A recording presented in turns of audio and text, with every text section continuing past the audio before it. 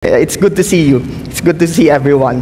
So this year, ang ating tema po ay Living Fearlessly. Many great stories sa Bible mababasa natin from the Old Testament to the New Testament. Men of God lived fearlessly. They lived fearlessly. And this day, titignan po natin yung sa early church, sa Acts.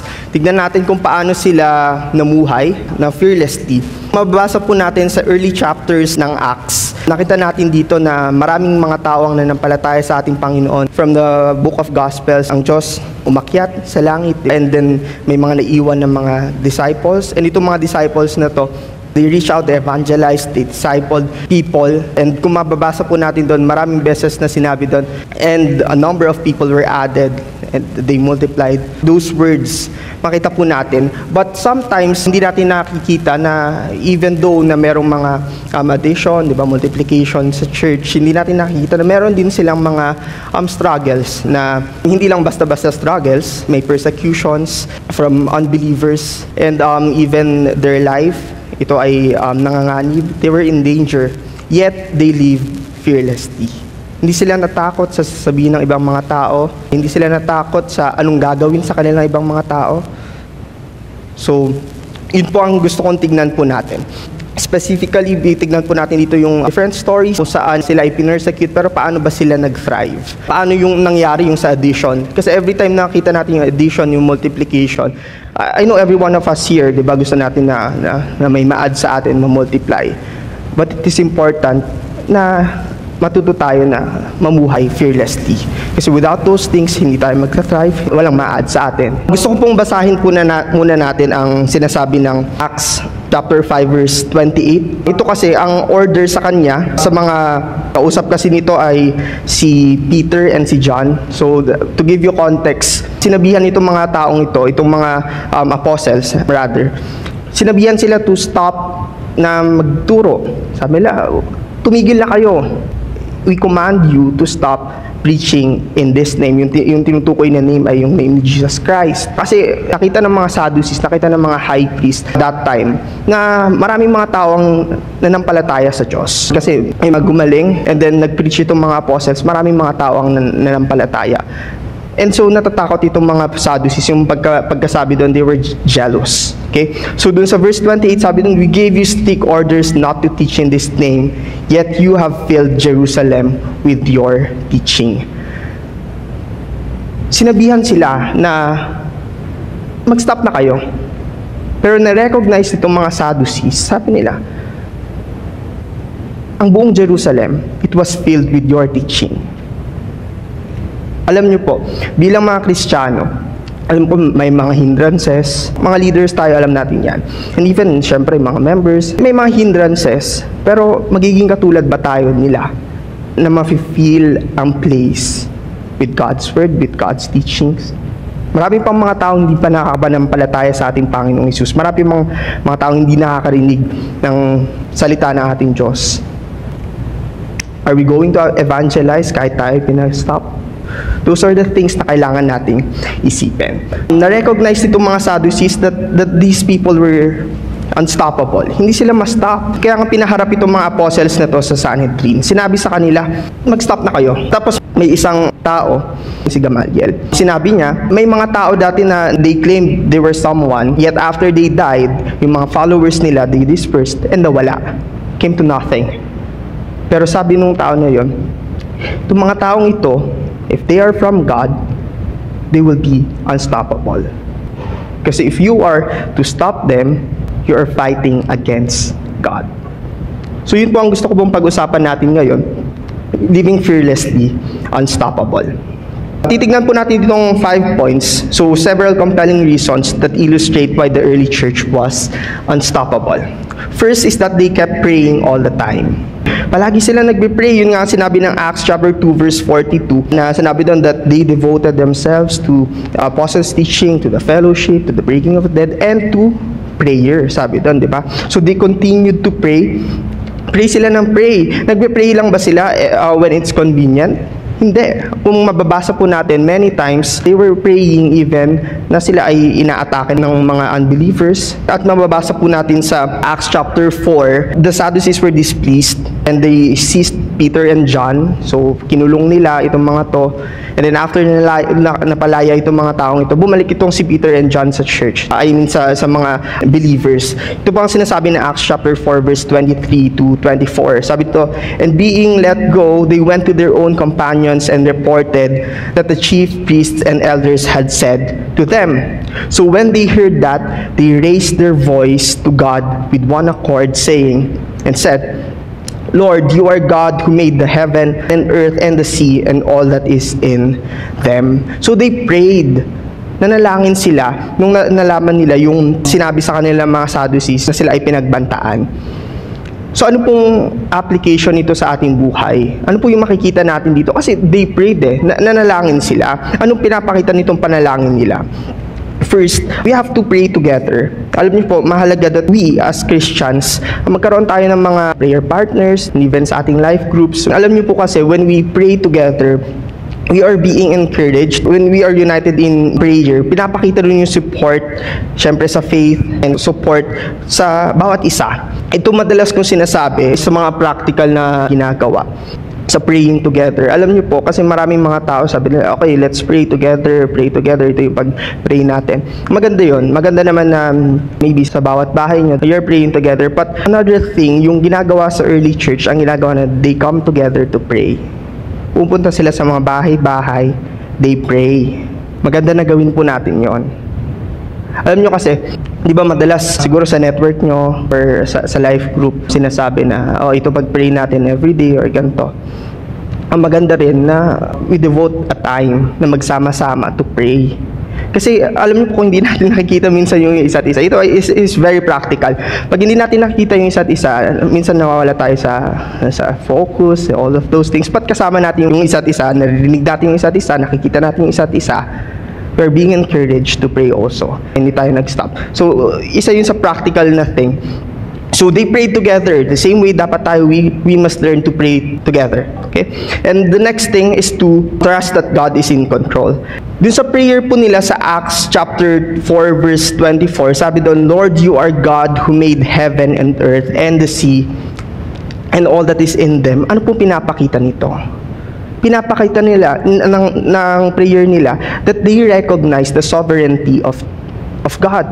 Nakita niya that, Lord, you are the maker of everything and you are control of everything. So whatever is happening right now, we know that you are in control.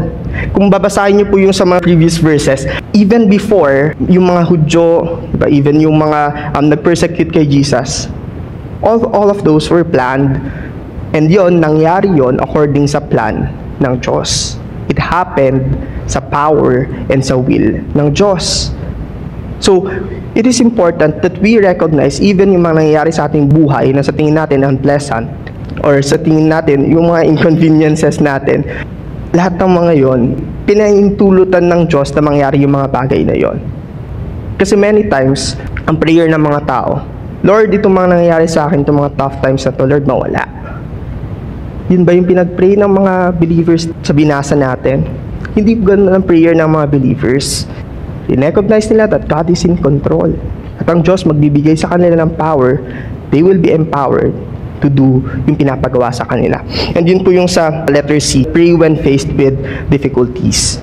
Yung sa Acts chapter 4 verses 24 to 31, pinapakita doon na yung mga believers, paano ba dapat tayo mag-react sa difficulties, sa mga trouble na ating kinakaharap. Instead of being afraid, maraming mga tao pag may mga difficulties, may mga troubles, ay ayoko na, I wanna stop na, or pause muna ako, or something. And some other people, ang gusto nila ay makipaglaban ako sa mga to. I mean, awayin ko rin itong mga to. But itong mga taong ito, itong mga sa early church, ang ginawa nila, they prayed. Sila ay nanalangin. Ang prayer nila, sabi doon, sa mga sumunod na verse, sabi doon, consider their threats and enable your servants to speak your name with boldness. Hindi nila sinabi na, Lord, mawala itong mga threats ng mga Sadducees, ng mga high priest. Sinabi nila, Lord, enable us to preach your word with boldness. Mahalaga na ganun po ang prayer natin. Every time na meron tayong difficulties, challenges, pag-pray natin, Lord, give us strength so that we can do yung mga pinapagawa niyo sa amin with boldness. That is living fearlessly. Okay? Number 2, they continued on despite encountering difficulties. Not only did they pray, but they continued. Verse 42 ng Acts chapter 5, sabi dito, and daily in the temple and in every house, they did not cease teaching and preaching Jesus as the Christ. Hindi sila tumigil. Yung mga previous verses, sila ay pinapatigil, pero dun sa chapter 5, verse 42, sabi doon, every day,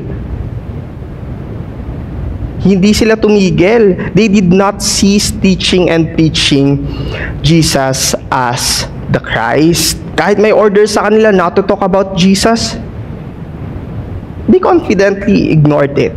Alam niyo po, ano sabi ng isang apostle nung sinabihan siya na to stop? Ang sabi niya, makikinig ba ako sa sinasabi ng mga tao rather sa sinasabi ng Diyos? So, mahalaga that we continue with our ministry despite the difficulties. So, yun po yung una natin na application. Stay committed to your ministry. Dapat, we are able to keep pushing through and face the challenges that come your way while serving God. So, even when faced with difficulties or dangers, important to keep going with your work. Alam niyo po, sa ating mga life groups or even sa ating mga ministries, may mga times na may mga difficulties na sa tingin natin, gusto ko na talagang tumigil. Maybe marami sa atin dito na naka-feel na yon, na Lord, ayoko na, or Lord, I'm about to give up. Right? Kaya nga doon sinabi po natin sa unang point to recognize the sovereignty of God. Kasi every time that we want to give up, kailangan natin maisip yon. Hindi natin dapat ma-forget that God is faithful. And tatandaan po natin that when somebody is stopping us from doing sa work ng Diyos, hindi tayo yung ini-stop talaga nila. Ang ini-stop nila, ang kinakalaban nila is actually ang Diyos. Again, you have to stay committed to your ministry. Huwag tayo nag-give up. Amen po ba? Sa mga ministries natin, don't give up. Sa mga life groups nyo, sa mga outreach nyo, even sa church ministries, sa Sunday services, don't give up. Okay? Letter B, be bold in sharing the gospel. So, itong mga believers na to, hindi lang sila basta nag-share ng gospel, nandun yung boldness sa kanila. May threat sa kanila. Maybe, sa tingin ng mga tao, nakakatakot yun eh. Kasi itong mga Pharisees na to, they hold high na positions, ganyan. Pero tandaan po natin na ang Diyos na nag-utos sa atin is higher. Okay? Yung Diyos na nag-utos sa atin is above everything. So, yung utos niya sa atin to share the gospel, we should do it with boldness. So, even when they are in danger, they show their faith with, of course, with their courage. Okay? So, tayo, alam niyo po, every time that we speak the gospel, we share the gospel, be bold. Huwag tayong matatakot. Alam niyo po, wala naman nakakatakot sa pag-share ng gospel. I mean, wala namang mali sa ginagawa natin eh. So, bakit tayo natatakot? And more importantly, ano ba yung spirit na nasa atin? Hindi naman to spirit ng kaduwagan, di ba? Hindi naman yung binigay na spirit ng Diyos sa atin. Okay? So you have to speak the word of God with boldness. Share the gospel with boldness. And letter C, make Jesus the main focus of the message. Kung babasahin niyo po sa Acts, chapters 4 and 5, one time, ito si Peter and John, di ba, pinagaling sila na lumpo. When the people, nakita nila, they were amazed, di ba? They were astonished. And nakita yun ni Peter. Anong ginawa ni Peter? He preached Jesus Christ. Alam niyo po, always na kunin yung opportunity to preach the gospel. And sa gospel na yun, tandaan niyo po, ang main focus ay si Jesus Christ. I think last convergence, di ba sinabi na sa atin, ano ba talaga yung evangelism?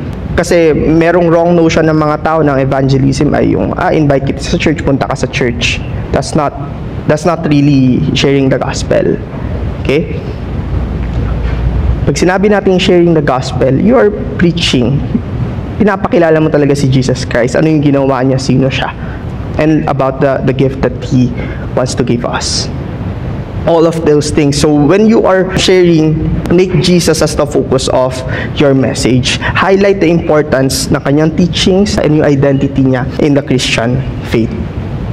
Number 3, they were obedient to the heavenly vision. Acts chapter 8 verse 1, and Saul approved of their killing him. On that day, a great persecution broke out against the church in Jerusalem, and all except the apostles were scattered throughout Judea and Samaria. So itong tinutukoy po niya dito ay si Stephen. Kilala naman natin si Stephen, that even though na siya ay papatayin na, nakita natin na hindi niya kinompromise yung faith niya. Nag-stand pa rin siya sa kung ano ang totoo, kahit na siya ay pinatay. And after nun, nag-scatter ang mga Christians. Ang ginawa nitong si Saul? Ang ginawa niya sa verse 3, sabi doon, but Saul began to destroy the church, going from house to house. He dragged off both men and women and put them in prison. So yun ginawa niya, nag-pinersecute niya ang mga Christians. Ang dami niyang mga Christians na drinag out sa kanilang bahay. Nag-house to house talaga siya. But itong mga early Christians na to, they were unstoppable. But nung na-scatter sila, ang ginagawa nila, they preach the gospel. Sineshare nila yon everywhere they go. Yun po yung sinasabi ng verse 4. So tandaan nyo po, every believer is a witness. Witness tayo. And so wherever we go, saan tayo pupunta, we should witness. When we say we should witness, we should preach the gospel. Kasama po dito, alam niyo po, pag napunta tayo sa ibang mga lugar, hindi tayo mag-aas na sa church na magdala kayo dito ng tao na mag-preach. Nandun ka na nga eh. You preach the gospel. Yun ang ginawa ng mga believers that time. They were unstoppable. Wherever they go, saan sila napunta, saan sila na-scatter, they preach the gospel. Alam niyo po yun ang kaibahan ng mga Kristiyano sa mga iba. Kasi kung babasahin nga po sa Acts chapter 4, yung mga followers naman nag-claim that they were someone, they only scattered, tapos it failed. Sa mga Christians, nag-scatter sila, they preach the gospel, nag-add at nag-add, diba? And they multiplied. So it is important to be obedient sa heavenly vision na binigay sa atin ng Diyos. And even si Paul, nung siya ay tinawag ng Diyos, di ba, from these verses nakita natin, nung sinabi doon na in-approve yung killing ni Stephen, ang sinasabi doon na nag-approve, si Saul. In-approve ni Saul na for him, gusto niya talagang i-persecute yung mga Kristiyano. Yun talaga yung gusto niya eh. But on his way sa Damascus, di ba tinawag siya ng Diyos? Tinawag siya na i-preach ang gospel sa mga hentil. And dahil sa pag-obey niya sa binigay na vision sa kanya ng Diyos, he was persecuted. And that's the truth. Alam niyo po, when we are obeying or sumusunod tayo sa heavenly vision, may mga persecutions. Ipe-persecute tayo ng mga tao. Kasi ayaw ng kaaway na mag-prosper ang word ng Diyos. And Paul was persecuted. Yet, tuloy-tuloy pa rin si Paul. Kaya kung babasahin niyo po sa Acts chapter 26 verse 19, sabi ito, therefore King Agrippa, I was not disobedient to the heavenly vision. He was not disobedient sa heavenly vision. May persecutions, but he stayed dun sa heavenly vision. Tinawag ng Diyos si Paul to preach to these people, and kahit i-persecute siya ng mga tao, ginawa pa rin niya yon. Kasi yun binigay ng Diyos sa kanya. Ngayon, sa ating mga buhay, ang mga pinapagawa sa atin ng Diyos, pag may pinersecute ba tayo, tuloy-tuloy pa rin ba tayo sa heavenly vision? So, what to do? Preach the word of God urgently at all times. Alam niyo po, ang God's word, it is meant to be shared. Hindi niyo yan, ay, amin lang to, sekreto lang namin to. Hindi. Ang word of God, it is meant to be shared. Even though the believers were persecuted, yung word ng God, ng Diyos, ito ay lumago. That even sa mga tough times, alam niyo po ang word of God, it can thrive. Nawa, tayo rin, mag-thrive tayo even sa mga persecutions. So, yung sinasabi po dito, preaching the word of God urgently at all times. Ready ka ba to preach the word of God when you are called right now? That's one thing. And dun sa other thing, sabi dun, urgently. Ito yung nawawala sa maraming mga tao. yung sense of urgency when preaching the gospel. Maybe ang tagal na natin mga Kristiyano, but we're still not, alam mo yun, kung hindi tayo obedient sa heavenly vision, then you have to think. Okay? Kaya nung sinabi doon, urgently, dapat na doon talaga na, hey, I have to preach the gospel. Maraming mga taong hindi pa nakakilala sa Diyos. Marami pa mga taong hindi pa nanampalataya sa Kanya. And ako, bilang believer, I have to witness. I have to share the word to these people. And not only preaching it urgently, preaching it at all times. Sa lahat ng pagkakataon. Kaya nga po sinabi ko kanina na itong mga apostles na to, they seized every opportunity na makapag-preach ng gospel. Nawa ganun din tayo. Alam niyo po, maraming opportunities na ibinigay ng Diyos sa atin. Kung nasaan kayo, saan kayo dinala ng Diyos, ang daming opportunities, but many times, di kasi tayo nakikinig sa sinasabi ng Diyos sa atin, or kung alam naman natin, minsan ayoko natatakot ako. Kaya nga, tandaan po natin yung kanina, you have to preach with boldness. Tandaan nyo, binigay sa atin na yung Holy Spirit, siyang nag-empower sa atin. Okay? So, that's preaching the word of God urgently at all times, but also being ready to share the gospel.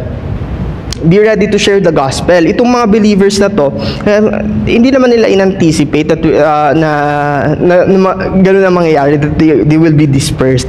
Yet, itong mga taong to, when they were dispersed, napunta sila sa iba't ibang mga lugar, they were ready to share the gospel. Alam niyo po, well, leaders naman tayo. Alam na, nag-share naman tayo, right? But it is important talaga na ready talaga tayo at all times. Pag tinawag tayo ng Diyos, sinabi sa atin ng Diyos, you have to speak to this person or share the gospel to this person.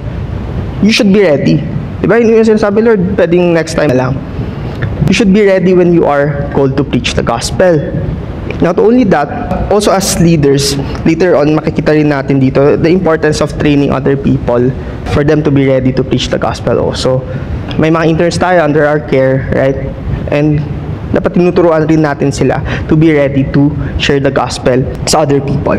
Number 4, they were led by the Holy Spirit. This is very important that you are being led by the Holy Spirit. Acts chapter 16 verse 6 and 7. Sabi ito, now when they had gone through Phrygia in the region of Galatia, they were forbidden by the Holy Spirit to preach the word in Asia. Sa mga verses to makikita natin dito, the Holy Spirit is actively guiding Paul and the team na mag-preach sa iba't ibang lugar. Acts chapter 16 verse 7, sabi, after they had come to Mysia, they tried to go to Bithynia, but the Spirit did not permit them. So, nandun na naman, the Spirit did not permit them. And then sa verse 8, so passing by Mysia, they came down to Troas, and a vision appeared to Paul in the night. A man of Macedonia stood and pleaded with him, saying, come over to Macedonia and help us. Ano pong pinapakita nitong verse na to? Alam niyo po, important, we are sensitive sa sinasabi ng Holy Spirit sa atin. Hindi dapat natin pinipilit, Lord, dito yung gusto ko. Or Lord, dito yung tinuturo ng experience ko eh. Many times, alam niyo po, pag yun ang basis natin on what we do, yung mga experiences natin, we fail. But when we listen sa sinasabi ng Holy Spirit sa atin, we will prosper. Mag-thrive tayo. The same way si Paul, he was very sensitive siya sa sinasabi ng Diyos sa kanya. And then nung binigyan siya ng Diyos ng vision to come to a place because they needed to be helped. Diba? Pumunta sila doon. Verse 10, kaya sabi doon, now after he had seen this vision, immediately we sought to go to Macedonia, concluding that the Lord had called us to preach the gospel to them. Sa kanilang journey, marami silang pinuntahan, pero they were being led by the Holy Spirit. Pag sinabing hindi dyan, hindi dyan. Okay? Punta sila pang place. Now, ano yung application nito sa ating buhay? First is to choose to trust God. Choose to trust God. So, sinabi kanina natin, di ba, we have to be attentive, we have to be sensitive about what the Spirit is saying to us, yung sa guidance ng Holy Spirit sa atin, di ba, even if it means refraining from action. Kasi ang pinapakita po doon is to choosing to trust God, hindi yung sarili natin, hindi yung experiences natin. Sa ministry po natin, sa mga ginagawa natin, yung mga actions ba natin, is it trusting God? Pinapakita ba yung trust natin sa Diyos? Tandaan po natin, God is superior. He has control over our lives. He is at work. And many times, yung plan natin, it differs from the plan of God. Patandaan natin, that God's plan is always superior. So you have to trust God, even if you don't understand. Sometimes we argue with God, Lord, ito yung gusto kong gawin. Lord, ito yung plano ko. That's not trusting God. That's doubting God. When God says something to you, you immediately obey dapat. That is trusting God. Kahit hindi mo pa alam why, go. Trust God. Yung si Paul at kanyang mga friends, they couldn't see those reasons. Yet, they obeyed. Pag may pinapagawa ba sa atin ng Diyos, ang kadalasan tinatanong natin, Lord, bakit? Bakit naman ganoon? Dapat ang sagot natin pag may sinabi ang Diyos sa inyo, yes, Lord. Okay, Lord. Without any doubts. Yun ang trust. Okay? Choose to trust God. And next, obey immediately. Acts chapter 16 verse 10, sabi, now after they had seen the vision, immediately we sought to go to Macedonia. So, it is important to follow God. Yung without delay. Tandaan nyo po, ang delayed obedience, disobedience po yon. Maraming mga tao, dinedelay nila yung pagsunod nila sa Diyos. Why are you delaying? At bakit ba natin dinedelay? Ang tao na namumuhay fearlessly, pag sila tinawag ng Diyos, they will immediately go. Pag ginagawa sa kanila ang Diyos, they will immediately do it. Pero ang tao na duwag, dedelay niya yan. Stop ko. Ay, Lord, bakit? They are doubting God.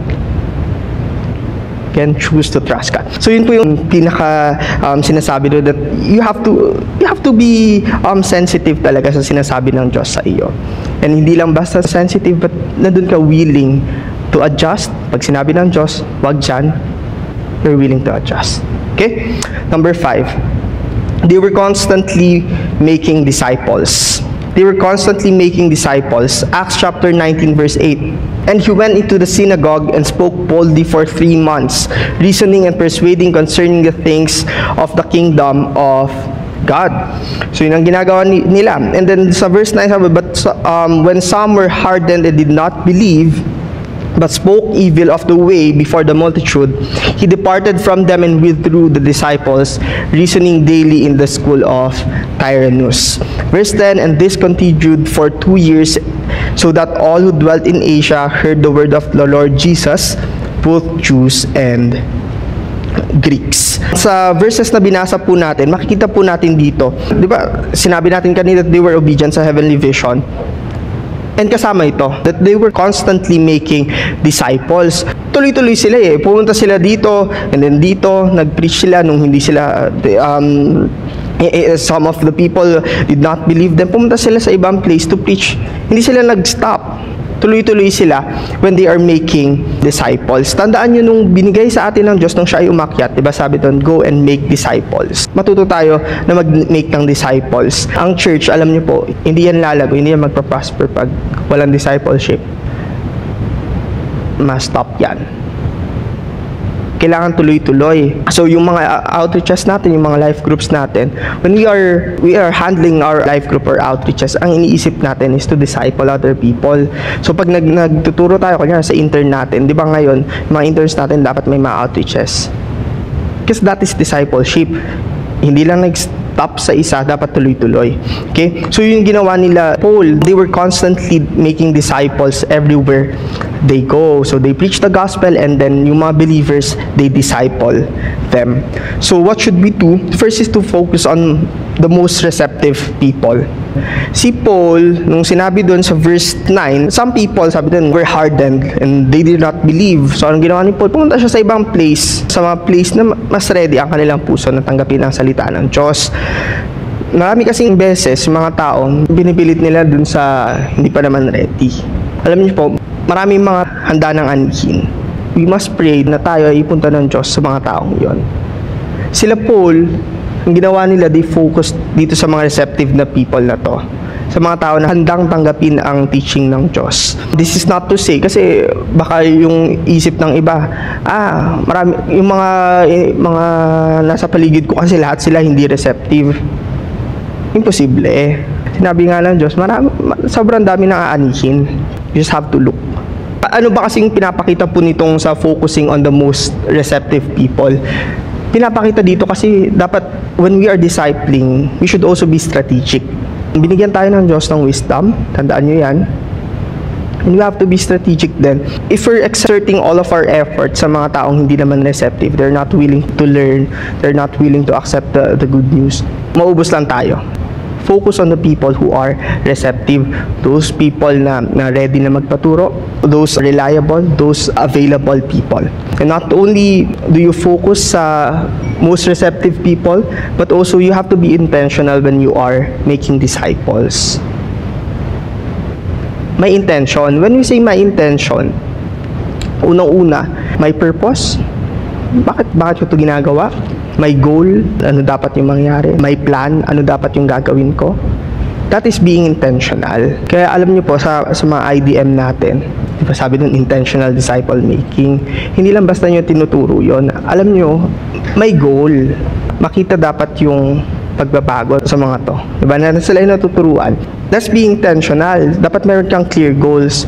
Another thing sa clear goals, if I'm not mistaken, last Convergence, diba, pinasulat tayo ng mga goals natin. And also, continuously, pinapasulat tayo ng mga goals natin. Sino dito may mga goals? Written goals. I mean, very important po ang written goals. If you don't have written goals, lalo na kunyari sa discipleship, hindi nyo makikita, nasa na ba yung progress? Nasaan na ba ako kung saan dapat ako papunta? So, dapat nandun yung clear goals. Another thing sa being intentional, ito rin, kadalasan nakakalimutan ng mga tao, it is actually yung building ng relationship sa tinuturuan nyo. That is also being intentional. Bakit? Kasi ang discipleship po, relational din yan. Hindi lang yan basta tinuturo mo or nakikita mo lang siya, kasama mo lang siya. Hindi. You're building relationships. So, your connection, so you invest in that. Sa pagme-mentor mo sa tao, that is being intentional. What else? Yun sa disciple making natin, it should be based on the scriptures. Yung mga tinuturo natin sa kanila, is it true? Is it right? Is it sound? Those things.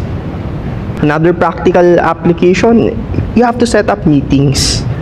Kasi siguro may mga tao na sa tingin nila okay na yung once a week after life group, doon lang ako mag-IDM. Alam niyo po, mahalaga na dapat tuloy-tuloy yung pag-check sa kanila. Mahalaga naman may daily talaga na mag-uusap about sa ano nangyari, nasaan ka na, sa ginagawa mo ba to. Need ng accountability, that's being intentional. Need ng accountability. You have to encourage those people that you are discipling, na sila mag-disciple din.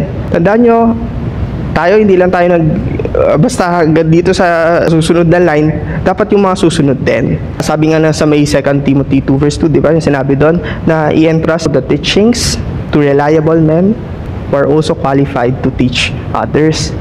So, mahalaga that you have to be intentional. And not only that, you also have to pray for them. Praying for them. Everyday nyo ba pinagpe-pray ang yung mga disciple? Ang tanong, everyday ba kayo nagpe-pray? Gusto natin that, gusto ko mag-multiply this year. Gusto ko marami akong ma-disciples nito. But if we're not being intentional, wala tayong goal, wala tayong plan, hanggang pangarap lang yon. So you have to be intentional. And lastly, you have to prioritize discipleship.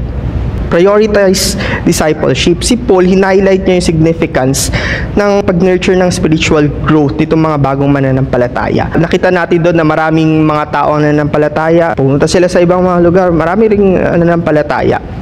Alam mo po, mahalaga that these people, itong mga nananampalataya, they are being discipled. So you have to prioritize discipleship. That is one of our goals na bilang mga disciple makers, tawag sa atin ay disciple makers.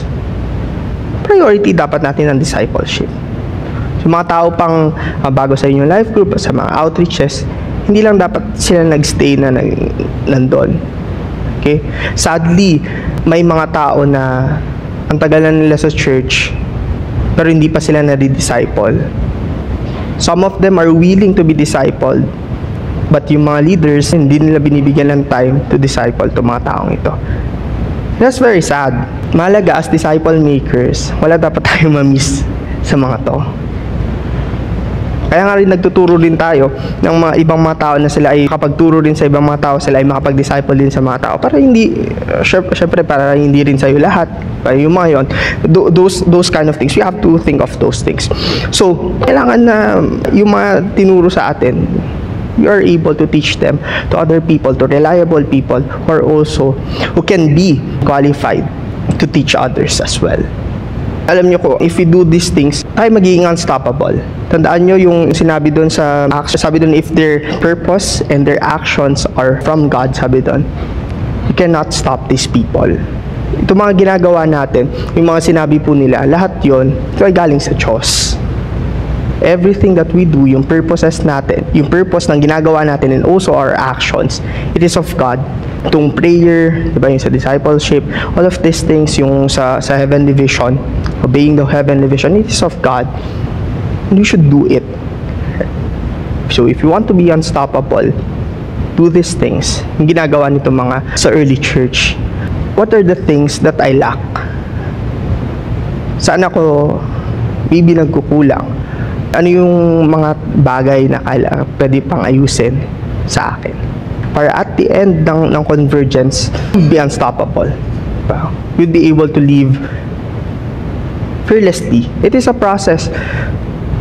But again, you have to step. Okay? So, let's bow down our heads and let's pray. Lord, maraming pong salamat sa inyong word sa amin ngayon. Hiniling ko po na sa amin napakinggan nito, hindi po ito lumabas sa isang tenga. Ngunit po, Lord, ito po ay magstay sa amin at ito po ay ma-put into actions. I know, Lord, that you have given us the heavenly vision, and I pray every one of us here will be able to obey you urgently, answer your call urgently. I pray po, Lord, na bawat isa po sa amin ito, we will have no reservation in answering your call. I pray that we will be able to live our lives, our Christian lives, fearlessly.